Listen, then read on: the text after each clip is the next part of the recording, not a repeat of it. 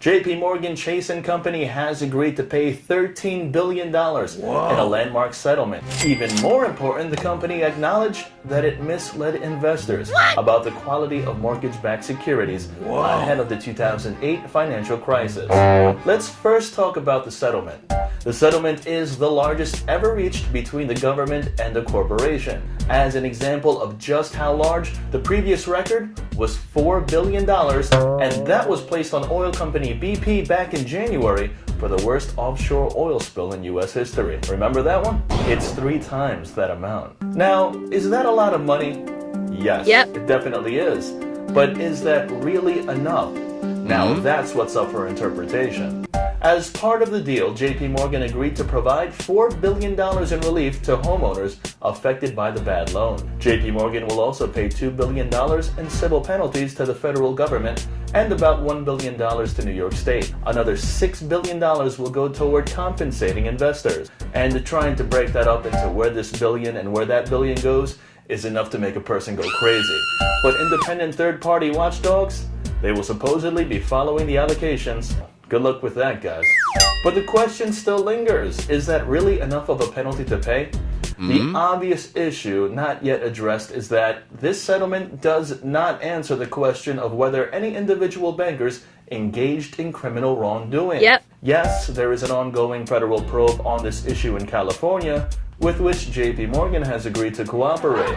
But I want you to take this in, and you can be the judge. It's a breakdown of what the Justice Department found to be wrong and what JPMorgan acknowledged they did. Should there be criminal charges against individual bankers? Let's see what you think. According to the Justice Department, many of the mortgage loans were referred to inside JPMorgan as rejects. Those loans were either missing appraisals or proof of borrower's income, employment, or assets.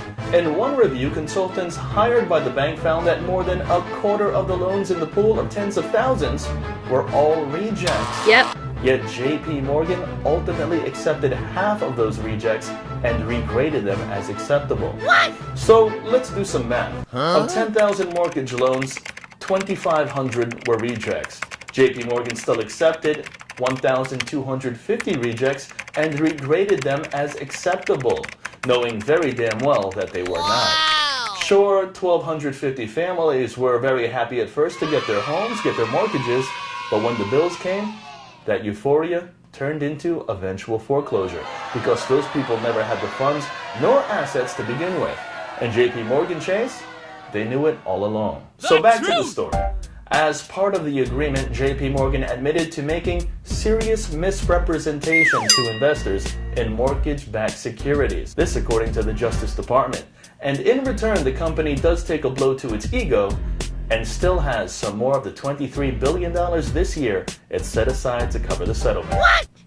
Oh wait, bullshit. What's that? This is what's really going to blow a person's mind away. While the $13 billion that JPMorgan is paying is indeed a staggering sum and a record fee, take this into account as well. It represents only about 40% of the bank's $21.3 billion net income reported for 2012. And JPMorgan has already set aside $23 billion this year to cover the settlement and other costs related to its legal troubles. Bullshit. JPMorgan CEO, Jamie Dimon, said in a statement the firm was pleased to have concluded this extensive agreement.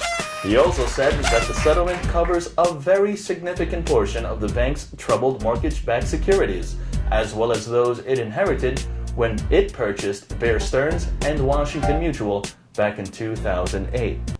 Polite finger-pointing, perhaps? But I think in order to judge a company, one should view its recent rap sheet, to see if it had any problems over the past year. Let's take a look, shall we? Attention, please. JPMorgan Chase has paid over $1 billion in fines in connection with last year's London whale trading debacle. Also, $80 million more over alleged unfair credit card billing practices. In July, the bank agreed to pay $410 million to settle charges that it manipulated energy prices in California and the Midwest. It is also facing scrutiny over its hiring practices in China and its alleged involvement in the LIBOR rate fixing scandal. What? Oh, man!